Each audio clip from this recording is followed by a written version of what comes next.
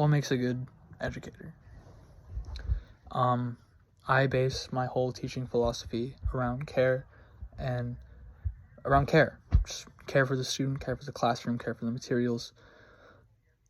I genuinely feel like if you care about your students, you will fight for their best interest, especially in my position as sorry, I'm a little sick. Just as in my position as a music educator, constantly, I already know I will have issues with funding, and I will have issues with my administration. And these are all things that just kind of come with my territory, with the territory that I'm choosing to teach in. And if you don't care not about your students and about your program and about all these things, you're not gonna fight for the things you need. Like, I came from a very like an underfunded program, especially like growing up and pursuing music. But my band director always fought for us and always had our best interests at heart. And it not only made me want to do better in the class for him, but also just I wanted to be helpful, you know?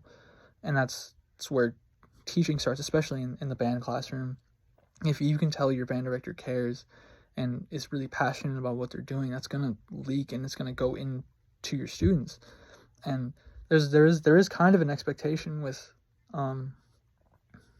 seniors and the upperclassmen in those kind of areas where like they will be teaching.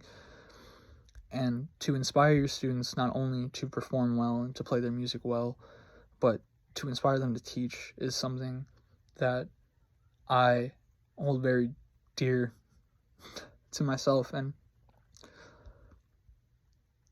the main reason I want to be an educator is to give those students somebody who they know cares. And I think 90% of when students are doing poorly or choosing not to participate in the class because they think the teacher hates them, or they can tell the teacher doesn't care. There is nothing, at least in my mind, that tops care. Care for the individual, care for the classroom, and care for the program. I think if more teachers really sat down and made sure that they are caring to the needs of each individual student, and I know it's hard, but I feel like we would be significantly better off as educators.